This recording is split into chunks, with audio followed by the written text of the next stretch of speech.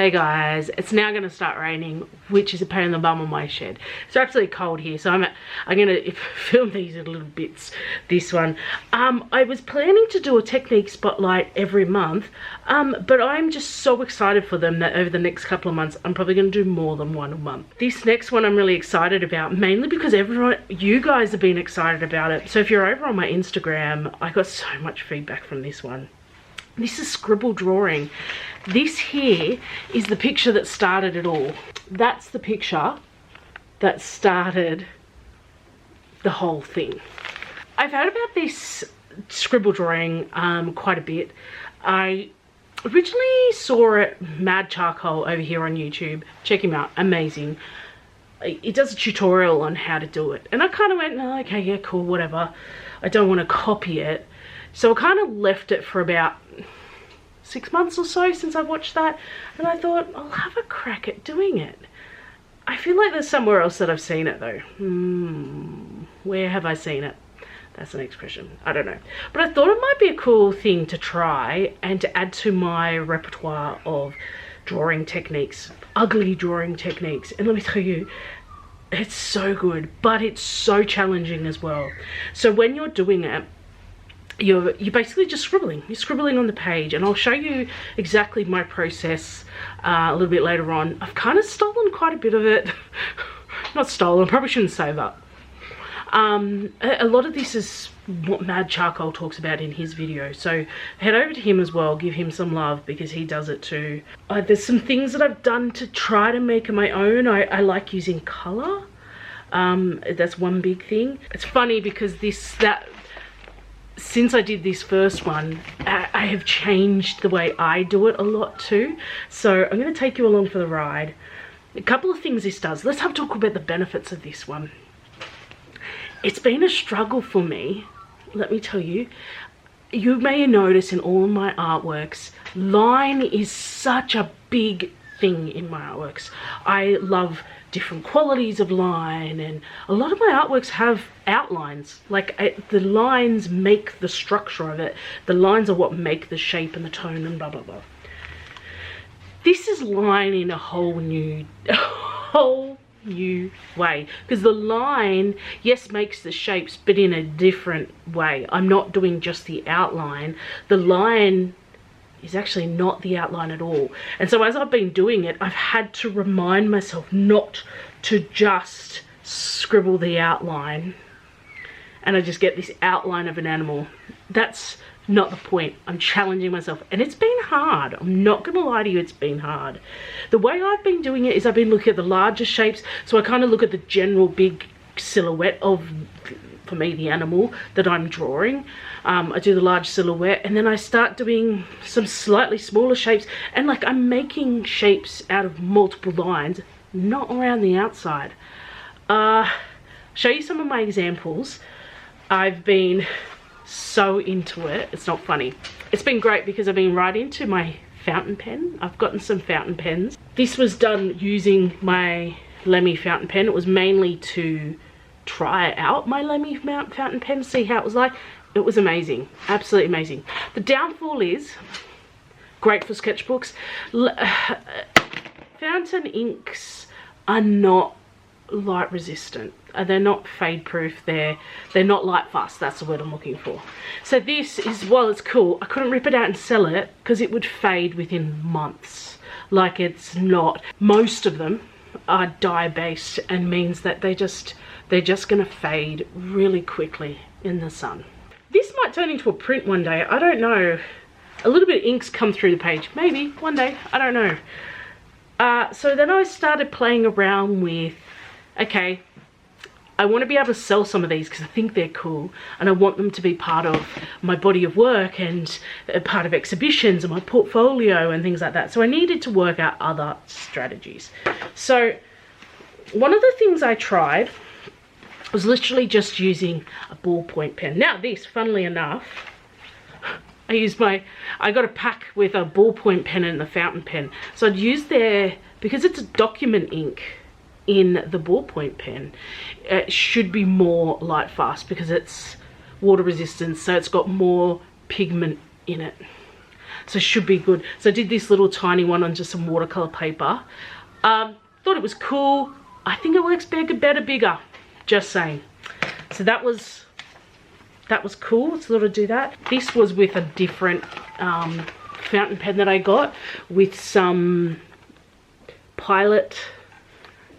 I can't remember. I'm just going to put there. I'm just going to put it on the screen. I haven't even got it in front of me to read it, so I'm going to butcher the name. So I'll just put it on the screen. So it's a Pilot ink, and I think it's called Blue Black. I did it with a bird with it's meant to be an eagle with its mouth open. Because I just thought I'm just going to start playing around with this and just kind of seeing where it goes. And I think that's all I did in that sketchbook. So then I was like, okay, dip pens I think are going to be the way to go. The first one I did was this one. Now this is still, to this day, my favorite. I did this one with a glass dip pen with Art Spectrum pigmented ink. Not yellow, obviously, but I just wanted to show you the bottle. The indigo one, which I used for this, is inside at my inside working desk. I've got desk everywhere. I've got crap everywhere. And I loved, so you can see here on the ear, I had too much ink on the dip pen, on the glass dip pen, and it kind of came out too quickly. I love it. I love it. I love the imperfections in it. This one has to be one of my favorites. Even though I didn't enjoy working on the rougher watercolor paper, I prefer smooth. However, I love the texture it came out with. So I thought, well, let's try with a smoother, it's still watercolor paper, but it's a touch smoother. I think it's mixed media paper, this one. So this was again with the dip pen. I like bigger. I think it looks better bigger. So today we'll do some bigger ones. Yeah, it's a bird with its mouth, with its mouth open. Know what I mean? Yeah, I really enjoyed that one too. Its eye ended up way too big, but that's fine. It's the great thing about this is it's not precise. Even though, yes, you do kind of get down to some of the smaller details, you don't get everything. You don't, like that little tiny mark, doesn't matter. The texture is the scribbles. I love it. It is such a freeing drawing technique.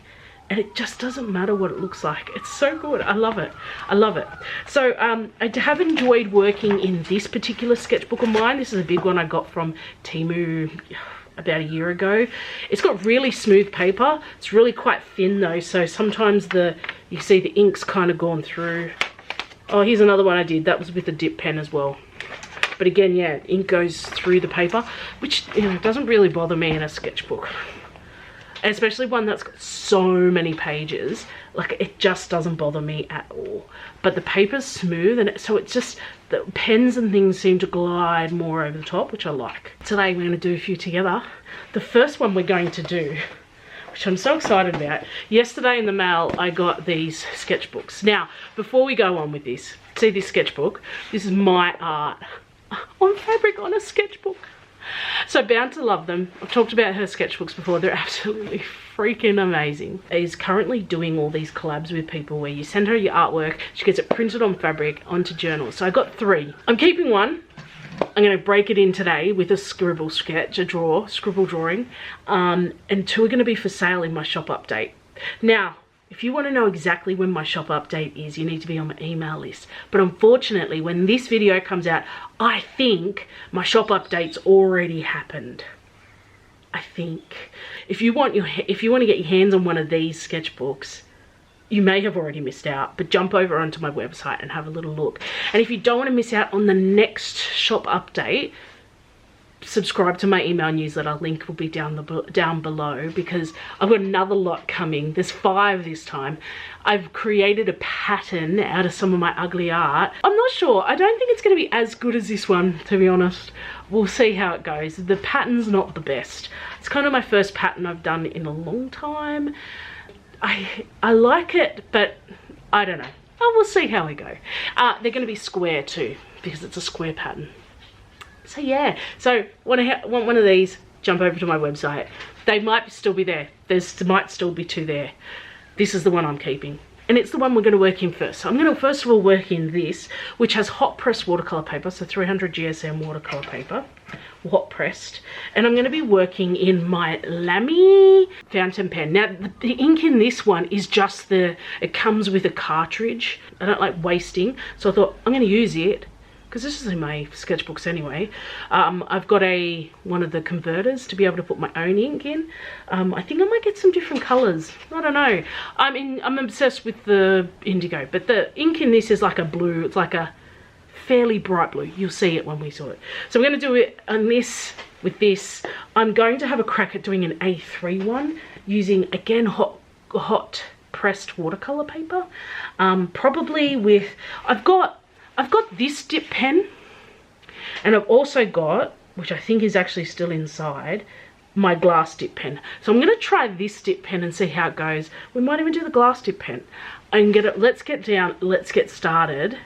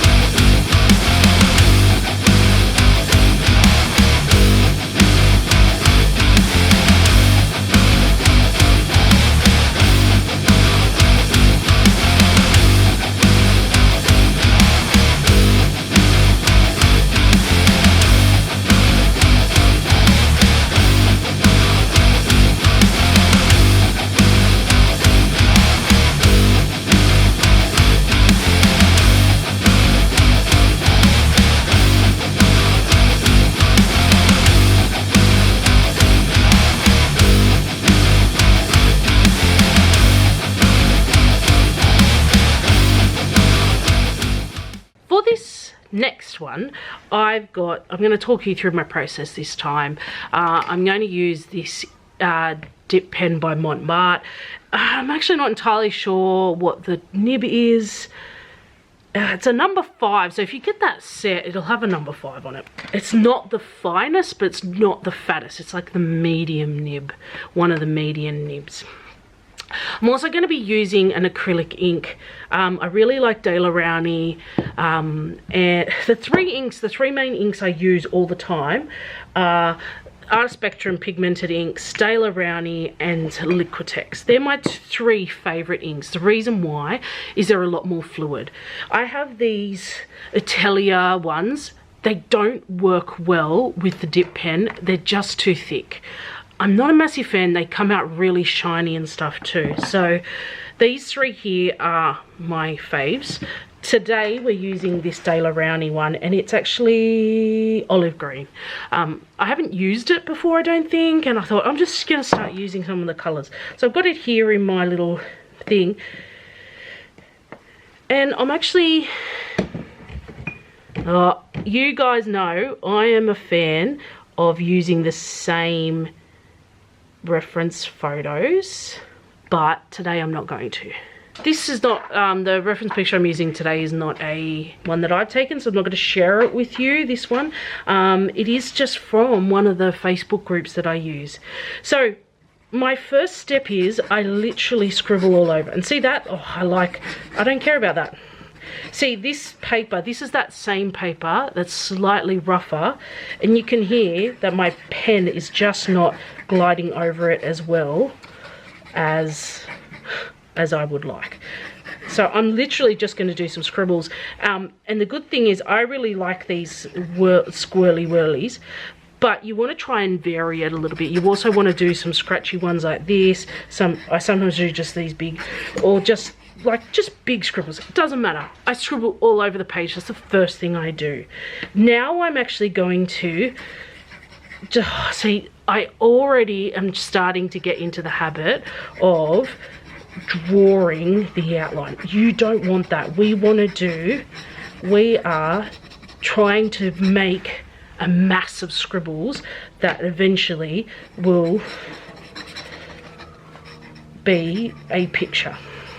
Oh, I did it again. So that's what I mean. I have to consciously and continually remind myself not to do it. And so you can see I'm kind of turning my pen different ways. That's a good way to try and remind myself to not worry about sometimes I'll do this to show the bottom of the bird, and then I'm gonna kind of fill it in. You can kind of see already I've kind of got this shape of my bird, but that's its body anyway. So down here I'm actually gonna pop its little footsies in, and I'm just literally just scratching it. Scratch her in. I haven't got many scribbles down here. I'm just going to add some more. I really like these background scribbles. Sometimes I'll go through those little clusters of ink. I'm just gonna, and I go out the lines. I go out of the lines because this is ugly. When I say ugly, it doesn't actually, this never turns out ugly. I haven't done an ugly one yet. Actually, there's one I didn't really like, but it's because I was too perfect with it. So go out of the lines. We're breaking the rules here.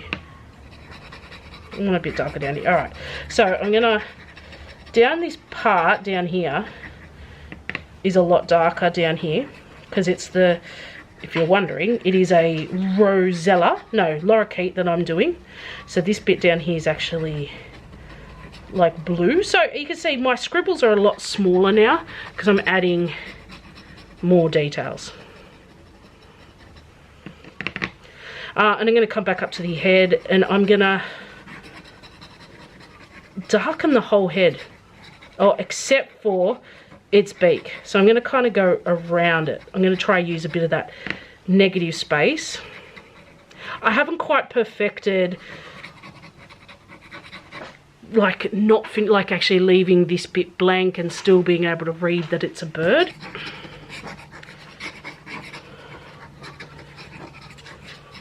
I just wanted more scribbles out there. I want more scribbles.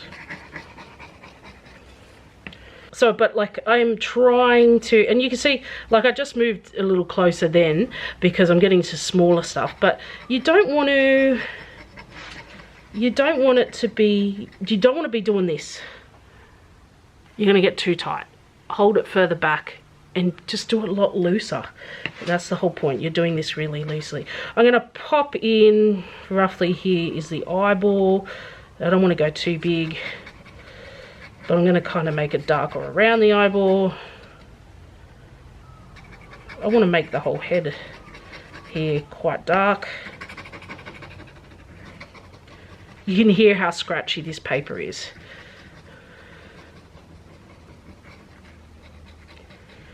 I'm going to try with this beak about like trying to darken up around it, not necessarily actually defining the beak. And you can see I really want this eye to be dark, so I'm actually going to go over it quite a few times.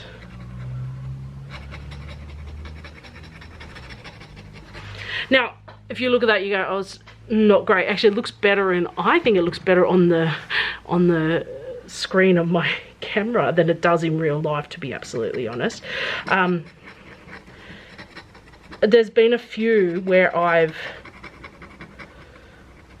gone, oh, I really don't like it, and then gone, well no, I'm gonna keep adding more and more scribbles. And what has happened is it actually, like, it defines the shape a lot more, and you end up with a much better looking picture. And with the dip pen, if you hold it further up, the more likely it's gonna do those drops. Like when I just tapped it then, a whole heap of ink came off, which is perfect.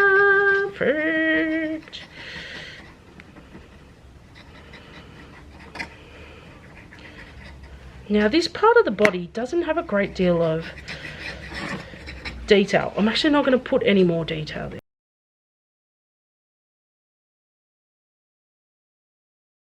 And I'm going to leave this, I'm actually not going to touch this bit of the body because I want that to be a lot lighter than everywhere else. Yeah, see, if I hold my pen right up, lots of ink comes off that nib.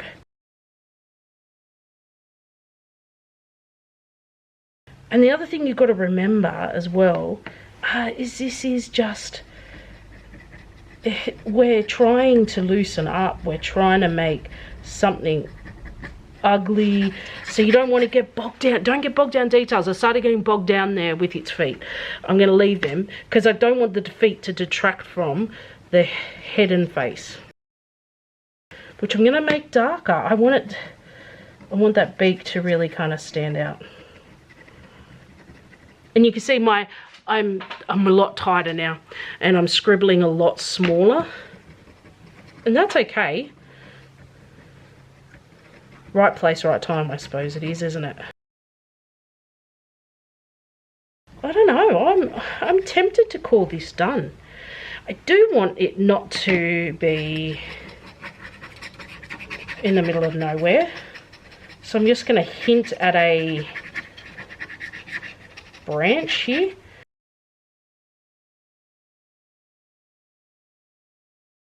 I think that's good. I'm going to sign it because I always end up forgetting to sign it, and then I have to come back later. My signature's literally Mace, and I try to make it blend in with it. Yeah, I actually think that looks really cool. Let's do a big one. I want to do a big one. Okay, so I've got my A3. This is 300 GSM hot press watercolor paper. Now, I was just going to also mention to you, you can use Posca pens. You can use anything you like. You can use a colored pencil. You can use a crayon. I'm planning to do a larger one, really big one, and do it maybe in pastel or pencil. I'm going to probably do a few and have a play around with it. I'm not going to worry about that in this video because it's just a spotlight. I don't want to get bogged down in doing a million projects, but I'm sure if you're subscribed, I'll put it in as a short for you to see. So for this one, I'm going to go to the glass dip pen. I am loving the dip pens at the moment. They're just amazing. And I'm going to use the Art Spectrum pigment and ink in blue because I'm going to do a fish. So you can see my dip pen just is absolutely just gliding over the hot press watercolor paper because it is just softer. Oh, not softer. It's just smoother. It's just nicer.